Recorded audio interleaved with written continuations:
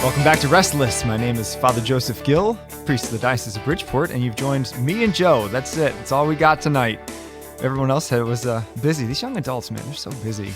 You and I have no social lives. Right. So we can come and record some Restless. Right. That's all right, though. That's all right, because we're going to have a great conversation, and we're glad you tuned in, because our conversation topic for this one is conversion stories, because I love a good conversion story. I think it's really powerful to hear about people who came from darkness into light, and I know you've got a great conversion story, which we've heard bits and pieces of, but I'd love to hear like the whole shebang, from soup to nuts, as they say. And I think really everybody has to go through some sort of conversion experience, whether it's dramatic like St. Augustine or St. Paul, or whether it's just, you're born a Catholic, but you choose it. Right. And there's a moment of choosing or a time of choosing. Mine necessarily wasn't like an instant, but kind of a process, And I think it's necessary, because very few people really are like born saints. Yeah, and even if you are sort of like a saintly soul, or you're sort of predisposed dispositionally to take faith seriously, I mean, yeah, right, there's a point at which you say, this is real and it matters to me. Yeah. Right. And your relationship with God becomes more serious than it was prior. So I think absolutely right. There's a quote from St. Jose Maria Escrivá, which I mentioned in a former episode, which was conversion is the matter of a moment, sanctification is the matter of a lifetime. So kind of what would you say is the difference then between conversion and sanctification? Because a lot of good Catholics would talk about their conversion moment, which is really is it just kind of like a deepening of sanctification? Yeah, well, I think the word conversion comes from like to turn around or turn back. Yeah, metanoia, right? Greek, yeah. So, I mean, to convert is to change course, ultimately toward the good. And I mean, I think we think of conversion as like a point in time, but in reality, it's an ongoing process. I mean, like, we constantly need to be converted on questions of the faith, or so like, for example, if you are a Catholic who struggles with one area of the faith or another, I mean, you need to come to conversion on that question. Whereas sanctification, I think, is sort of like it's a heightening of the good, right? It's a growing closer to perfection. So they're connected, obviously, but they are different things, right? It's the difference between like correcting a wrong and improving a good, maybe would be a good way to think about it. Right? I like that. I went to Franciscan University of Steubenville, and the Franciscans have a great spirituality, one piece of which is constant conversion. So they're always kind of talking about and I like that image you give of like the course correction. Yeah. Because if you're on a course, you make progress towards your goal, and sometimes you veer off course and you're going away from the goal. So you just have to recorrect, even if you're kind of in the same general vicinity, but you're not really heading there. Right. I tend to think of both of them as things that it's worth praying for everybody to grow in sanctity and to come to conversion. Because no matter who we are, we're always in need of conversion to some extent, and we're always in need of sanctification. So even if I have a friend who I don't really know what the status of their soul is, or their relationship with Christ, or where they are in the spiritual journey, I can always pray for their conversion, because there's always something to convert on, right? You know what I mean? So I don't have to be like, well, they don't really know. We all need conversion. I certainly need conversion on all sorts of things in my life, right? Like, I'm not perfect, and because I'm not perfect, I need both sanctification and conversion, right? So here's a question for you, because it's something I've often thought about and wondered, having two siblings that are no longer practicing the faith. When I do pray for their conversion frequently, but I wonder if that's a little bit like spiritually prideful. Oh, because it's like help them be as perfect as me type thing. It's almost like I'm converted, they're not. Yeah, it's interesting. I tend to like pray in patterns, if that makes sense, because it's hard to like be creative sometimes for me in my prayer. And so for a while, the way I would pray this question would be like, Lord, bring my family to conversion that we may all grow closer to you. Right? Because right. I'm not the goal. Like, they shouldn't be converted to become more like me. They should be converted to be more like Christ, right? Like, I'm not the one, the image into which they need to be converted, right? So, and yet St. Paul says, "Be imitators of me as I am of Christ." But I'm not St. Paul, right. And you're not St. Paul. Well, but imitate me as I'm an imitator of Christ, right? So like, that's not me. That's me as that would be me as Christ, or me as the image of Christ. The good parts of you. Right. Yeah. However few there are of them. I could name like 2 or 3. Right. Yeah. No, I wouldn't have to go past one hand to count them all. Certainly. No. So it's funny you mentioned about the families, because and in my and I'll share a little bit more with this, but my own deepening of faith happened a lot through my family, and we kind of grew together in faith, which is awesome to see. Yours was kind of the exact opposite. The exact opposite. Yeah. So, share about your conversion story. It's funny. I was thinking about this when we decided to talk about this, because first of all, if you're the sort of person, Father, who doesn't like being complimented, just buckle in, right? Don't compliment me. No. But because you were such a big part of my conversion story, but I doubt very much that I've ever actually told you the fullness of it in the way that I experienced it, right? So There's a pundit that I used to be a fan of who used to always joke that he was the one person cured by psychotherapy. I think I'm the one person converted by CCD, right? because I was not like I was never Saul who needed to be knocked off his horse. Like I was never like the bad kid. Right? I was always a pretty compulsive rule follower, and so That's very true. And can I share please, an embarrassing story of you? I don't say embarrassing, but praiseworthy. fine. I remember one time when you were in high school, Okay. your mom came to me and it's like, "Can you please convince Joe to go to all these parties? Oh, Start drinking." I have no problem believing that she did that. And I was like, no, actually, he's doing the right thing. Yeah, a direct quote from my mom one time was, "Joe, I just wish you would stop being such a darn good kid and screw up every once in a while." And I was like, "What?" Which was meant in the most loving way possible, I'm sure. But anyway, so yeah, so like I was never like an unruly kid or anything like that. And my parents were both born and raised, or, born and catechized and baptized Catholic and all this stuff. But yeah, we weren't a particularly religious family growing up. We went to mass with some regularity, but not every Sunday, not even close every Sunday. Every holiday, and whatever. And then seventh grade they started actually requiring we go to mass as part of CCD, so we did. During the year, obviously not in the summer because we weren't extremists or anything like that. And then wouldn't want to go over the no, top. you could go crazy with it, right? Take it easy a little bit. And so then eighth grade rolls around, and we're excited to be near the end of CCD. And I always took CCD sort of seriously. I was always kind of afraid of it because I was afraid of the test at the end of the year. I was always bad at the CCD test. Really? Yeah, I don't know why. But you're a good test taker, aren't you? I am now. I wasn't so good then. So I got assigned to this guy's class named Deacon Joseph Gill, and when I was in eighth grade. Back when I was a deacon. Back when you were deacon. Yeah. Yeah, I knew you went. DJ. DJ. I do remember some people used to call you that. Not I, obviously, but some people. Yeah, so I was in your class. It was a good class. It wasn't a ton of us. I don't remember. I think you've told me that it was you were not planning on teaching this class. That Mrs. Mary Ferry, who is still the DRE of St. Mary's and does the Lord's work, asked you at the last minute because she was short catechists. Nothing ever changes. She was still short catechist. She still asked people to do things like that. And so there were two moments in that class which I point to in my mind. I'm going to give them in the order they happened, but I've realized that this is not the order of importance, and I'll explain what I mean by that. But so I remember you were talking about Thomas Aquinas' 5 ways, right? The 5 ways we can know God exists, given to us by St. Thomas Aquinas.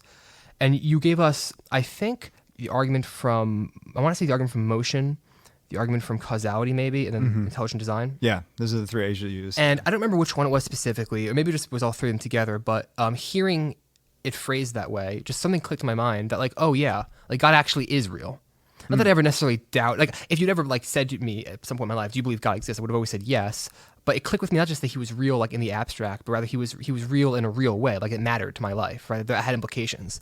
And it was also just fascinating that I could think about it that way, because I always kind of liked ideas and I like sort of arguing and debating things with people. And so the idea to take... Which is why you're a lawyer now. I'm not a lawyer. Listen, paralegal, sorry. Yeah, I can still... the problem with being a lawyer is that it would be hard to comb my hair without being able to see my own reflection, So, but wow. Just kidding to any of our lawyer listeners. Anyway, so yeah, so that was a moment, and for a while I put a lot of importance on that moment in our class, and it was important. But I realized that actually the second moment that I'm going to talk about now was much more important in my life, which was you were telling a story. You were talking to us about why mass attendance is so important. They need to go every week, and you were telling a story about an altar server who'd emailed you saying, "Hey, I can't altar serve on for whatever it was, 11 o'clock mass or whatever this Sunday. I'm going to a football game." And you emailed him back saying, "All right, no worries, I'll find a replacement, but please, I hope you do remember you still have to go to mass at some point, And he didn't. I don't think your story ends, and the story wasn't that important, except that it made me ask out loud for no reason, how do you become an altar server? Which I had never any intention of being an altar server, right? But for whatever reason, I blurted out the question, how do you become an altar server? I don't know if you remember this or not. Not at all. Yeah. Not at all. So I blurted out, how do you become an altar server? And I don't know if you've had a moment like this in your life, but it was one of those moments in my life where it felt like only you and I were in the room, right? And your response to me was, why? Do you want to be an altar server? Which is not the answer to my question. And the answer to that question was, of course, no. I had no interest in being an altar server. But something moved me to say yes. So I said yes. And then you said, okay, well then wait after class, whatever. And then I waited after class, and you said, all right, well, if you want to be an altar server, we'll talk to your parents about it, and I'll train you, whatever. You were in charge of the altar server program at the time, I think. Yeah. So, and by the way, as an aside, you must have been having a bad day when you trained me, because you were a touch grumpy. I remember one point you were training me on how to handle like the bowl with the washing of the hands and the cruets of wine and water. At one point you go, okay, now the altars bring this over. Of course, usually they're not paying attention. I have to tell them. And I was thinking, Deacon Joe is in a bad mood today. But anyway, things to remember. So I became an altar server. And so then I was an altar server, and I would altar serve once a week and then twice a week. And, I never... Twice a week? I'm sorry. Twice a month. All right. Once a month, twice a month. Yeah. And, the Mass was never something that mattered to me very much until then. But I've realized now that our Lord was really calling me to himself through the Mass. And so being an altar server, proximity to the Eucharist, and not just that, but like proximity to priests, right? Because, the only time an 8th grader or like a freshman in high school has like 15 minutes to chat with his pastor or with a deacon or whatever is if he's an altar server and he's waiting in the vestry before Mass. And, Father Corey, our pastor at the time, my pastor still, is a very gregarious man, and, is fun before Mass. He's very funny. And, so I got to know you and him and the other priests and deacons, and then as the year started to wind down, you suggested I go to youth group at some point, or somebody did, presumably you, and I did. I hadn't been to youth group before, and eventually you suggested that I go on a mission trip to West Virginia. Actually, may have been I think it must have been the year after that, because that was only for that was the year after that. Year after that. So it was a snowballing thing, but it was those two moments that sort of started the domino chain. But really, it was then, okay, so now I'm convinced that this stuff matters. I remember caring very much about my confirmation. Like something had happened in me by the time I was confirmed. So okay, so now confirmation's ending. And now at the time, there was all these avenues, right? There was being an altar server. There were retreats, like the Emmaus retreats in Danbury, which I think have maybe stalled or not, maybe not, I don't know. And the mission trips and youth group. And so there was all these things to do. And so I did all these things, right? And you walked with me in so many ways. And I made lots of friends through it, right? That was like the beginnings of it, I would say. I didn't have a particularly like complex spirituality for most of my life. Like, it was mostly just like I like adoration well enough, and Frisbee's fun, and so those two things and pizza all kind of mixed together to make youth group fun. So maybe that's a good like pausing point in my story. I mean, there's more to say, I suppose, but that's really the conversion part of it, I would say, at least the initial conversion. So that's the initial piece. Yeah. But there was a time when, have you ever, I guess I should ask, have you ever since then kind of needed a course correction? Was there a time like college or later high school where you're kind of like, I'm not really sure about this whole faith thing? Or No, I was pretty well convinced. I've said this before, but I remember when I first went through my conversion, I was thinking like, well, why doesn't everybody do this? This is just so easy, because like all you really have to do is go to Mass once a week, go to youth group and eat pizza and play ultimate Frisbee, which are the spiritual, which are the corporate works of mercy as far as I was concerned at the time, and that's it. And it's just so easy. And I guess just don't have sex with anybody before I'm married or anything like that. And I don't steal. I can do those things, It turns out that it's actually difficult, right? I learned that a little bit later. And so there were I guess what I said before, there were moments of conversion throughout my life, still are, right? Mm-hmm. I was never like, never mind, I'm done with all of this stuff, But did I, at one point had to say to myself, all right, well, I still have to go to Mass when I'm on vacation. Like, I know it's inconvenient for me and maybe a little awkward with my family because they're not really all that religious, but, I can't only go to Mass, 50 times a year. It has to be every time that there's a Sunday or a holiday of obligation, or, I know that I like going out and drinking and stuff, and I can still go out and drink, but I it's not right that I am confessing twice a month that or 4 times a month right before Mass that I drank too much on Saturday, right? Like, I need to, I can't just take parts of the faith, or it's great that I think the death penalty is a good thing politically, but that's actually not the question. The question is, do I love Christ more than the death penalty, right? And so there have been moments of conversion in my life, but no, once I was turned on the way, I would say. Well, that's good to hear. Yeah. That's good to hear, because I think probably some people, maybe not everybody. I don't think I really had a straying time. But one thing that you had the advantage of that perhaps a lot of people don't is that you had never really, in the 8th grade, you'd never really been steeped in the world. You never, hopefully at that point, you'd never fallen into serious sin other than missing Mass. But that's not your fault, Right. And, so you were kind of like a blank slate instead of like someone who came with like the hang-ups of, oh, I've already got this addiction to pornography, or Right. I've already disagree with this church teaching coming into it already. And Yeah, you're right. For one thing, I was actually very young for my grade. I mean, I was like I graduated high school at 17, right? So I was young for an eighth grader. So I really hadn't gotten very far in the whole like puberty process or anything like that even. Yeah, so you're right. I didn't have much to turn away from. It was more just taking the faith seriously. But I think one of the reasons why people don't take the faith more seriously is because of the cost. Yeah. Once you've tasted the pleasures of the world, it's hard to give that up. Yeah. And I see that more and more. And I think most people don't have intellectual objections to the faith as much as they just have just the weakness of the flesh. I think that's right. Although, I do like a lot of the kids in my CCD classes, whether or not they are their primary reasons for not wanting to follow Christ, they do have intellectual objections. And I think one thing I'm very blessed with is that our Lord has given me really a spirit of docility toward the faith. So I've never really approached the questions of the faith since this time as well, I don't know about all that, or what do I think, and I'll see if the church agrees with it. It was more like, oh, that's interesting that's what Father Joe or Deacon Joe says the church teaches. I'd like to learn more about that and why, right? So I've always, and this is not from me. I mean, and that doesn't mean that there are not things I struggle with or have questions about, but yeah, I've always been found docility in terms of the actual faith of the church easy. Maybe not in terms of like actual obedience to people, right? But, that's not always easy. But in terms of the doctrine, yeah, I always approached it more as like, I wouldn't, if my biology teacher tells me a biological fact, I wouldn't say, well, that doesn't map onto my pre-existing opinions on biology. I would say, oh wow, he's teaching me the truth. So I have to conform my opinions to it. I always approach the faith the same way, which is again, doesn't come from me. I'm something I thank God for, because a lot of people have a very difficult time with it. They do. And I think part of that, goes back to the fact that in our culture, we don't have much respect for authority. Yeah. And I mean, certainly in the church, I mean, we've had a lot of authority failures over the last 20 years since the priesthood scandals, and in our nation and at large, I mean, really since the 60s, it's, that was that whole thing, don't trust anyone over 30. Well, frankly, I didn't know about those scandals at the time. And I remember specifically looking back when my mom told my dad I had to go on a confirmation retreat.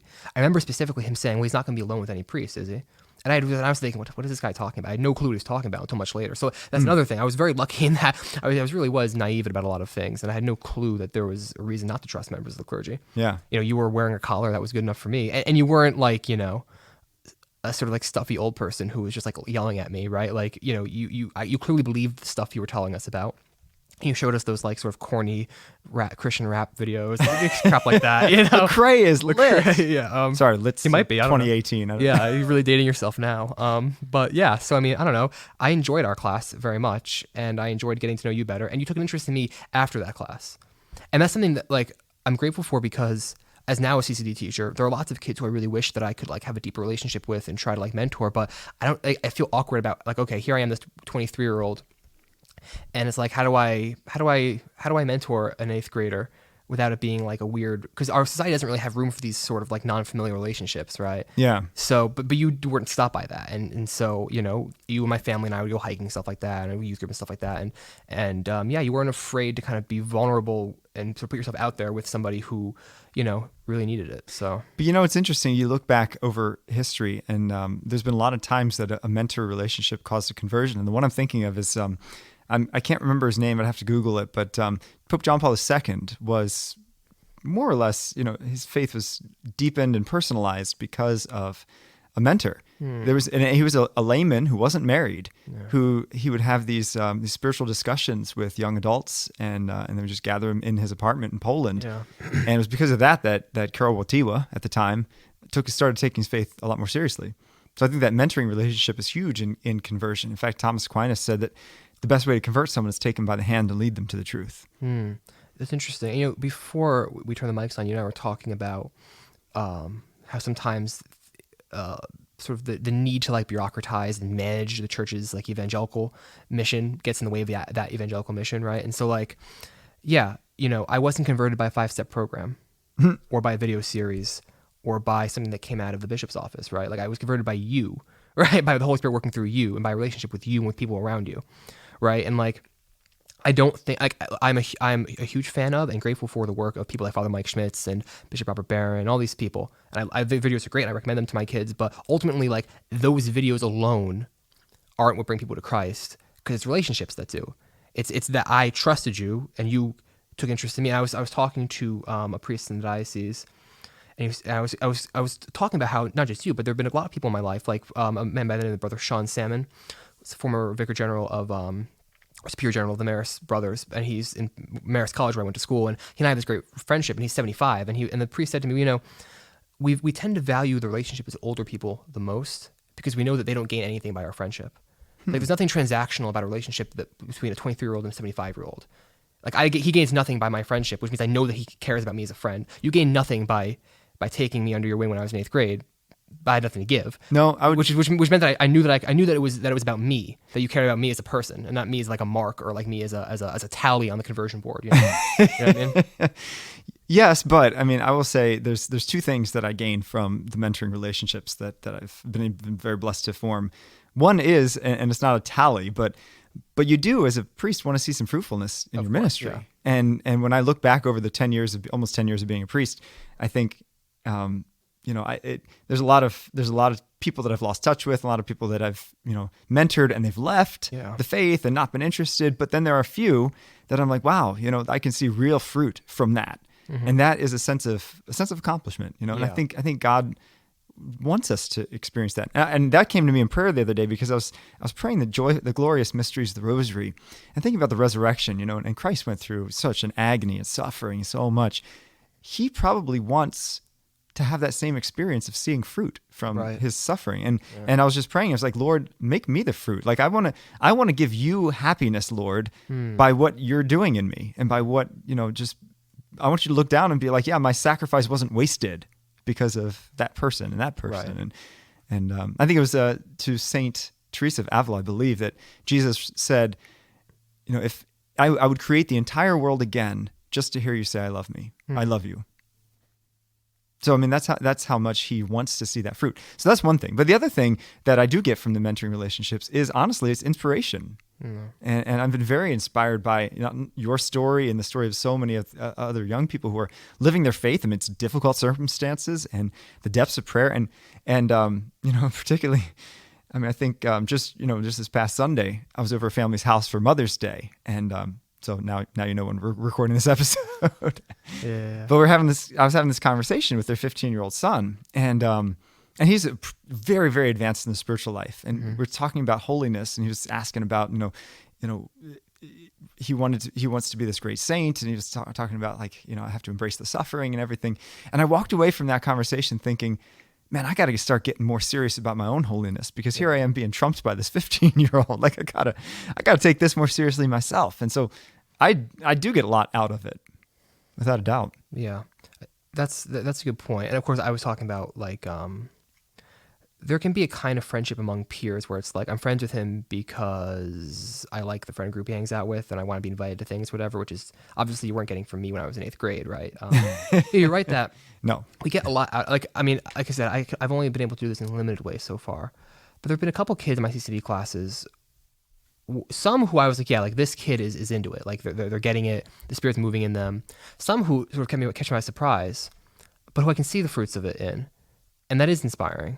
And it's good to see because it can be very, I mean, you must experience it such a more pronounced way than I have, but it's like you pour all your like efforts and energies into this and then you just blank stares, right? So, yes. But to see somebody really like helped, I mean, it means so much to me. You're right. Like, it means so much to me.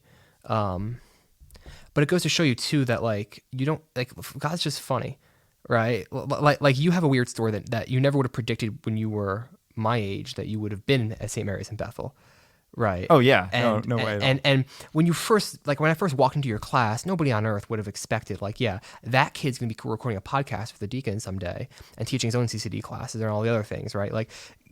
God just has a sense of humor. There's no other way to look at it, right? I mean, it's a mysterious plan. Yeah, right. And that gets into the mystery of why do some people respond to grace and other people don't?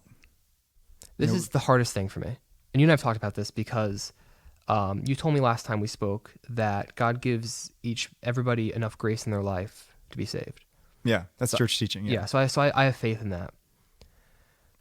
And I know that there are ways in which, let's just take my CCD class as an example. Like there are ways in which some of these kids have not come to conversion simply because I failed in one way or another as a teacher, because I wasn't engaging enough, or because I wasn't personable enough, because I didn't show them how much I cared about them, how much God cared about them, whatever it was, because I couldn't answer a question properly, or whatever it was that I didn't do properly. There's always some of that. But there's also an extent to which, like, I really did do my best. And like, Right. and like, frankly, if I've got, let's say, 40 kids and I'm doing my best, and like, I can see a change in like 6 of them, like, it can be very frustrating, and it can be tempting to think like, God, I'm doing my best for you. Like where's the fruit, right?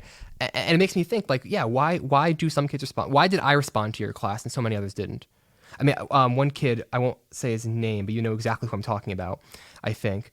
Do you remember at the end of class, the very last class CCD, you gave us all these like letters about something. You're like, if you want to grow in your spiritual life, stay an extra minute. I'm going to give you this like letter or whatever it was. And one kid didn't stay.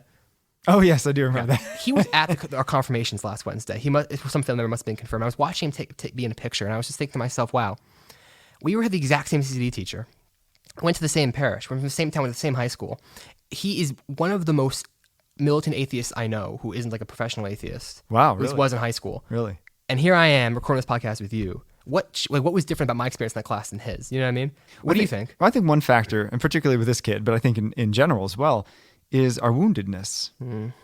You know, and this kid had suffered some painful wounds in his life, and for that reason, he couldn't reconcile that with a loving God.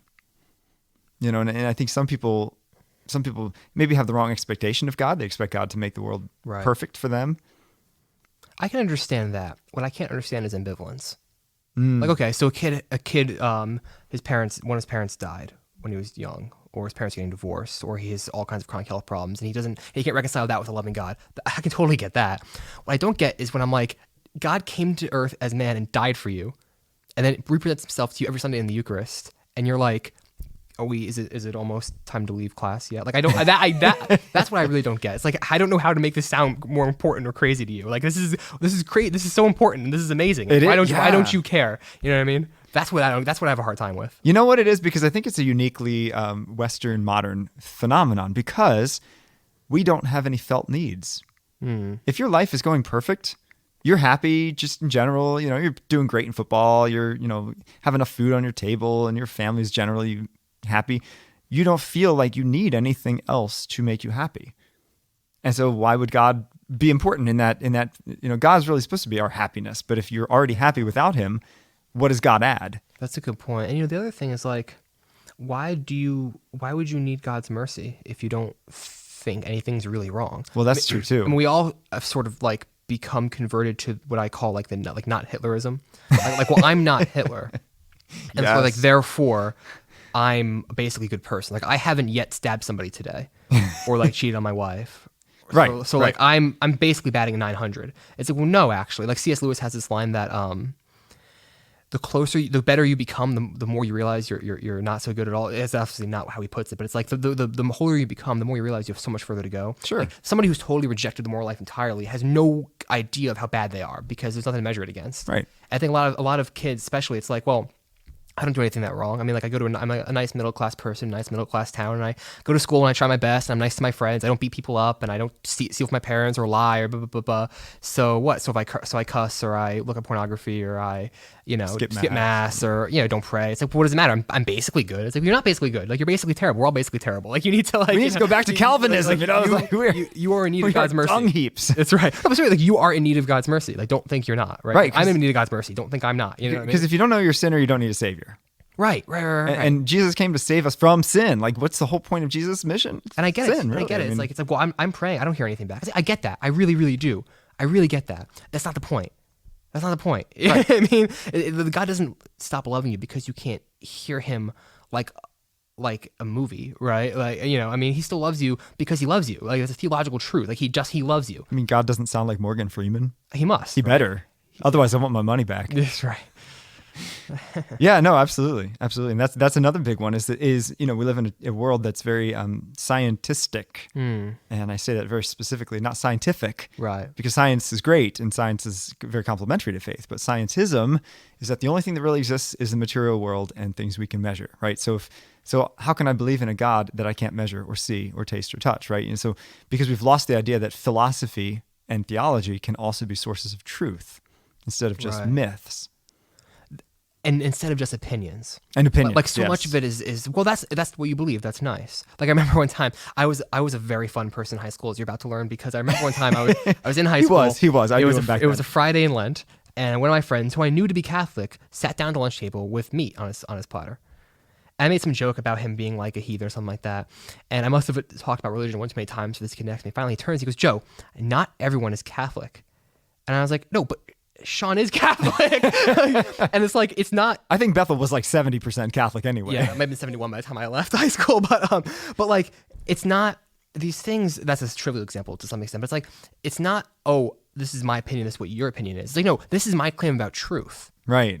So it's not like I often I'm afraid that a lot of the times kids will go home from my class after we've heard something difficult, like teaching sexuality, for example, or in marriage, and ask their parents. The parents will say, "Well, that's just, I mean, yeah, right. That's what they have to tell you. Don't, Yes. Like I remember one time I was in high school, another high school story, and I was on this field trip. We were in front of a church where it's talking, and one kid goes, as he's mentioning he was Catholic. He's like, "Oh, I don't know you're Catholic." He goes, "Yeah, I'm Catholic, very Catholic, yeah." I mean, don't tell me what to believe though.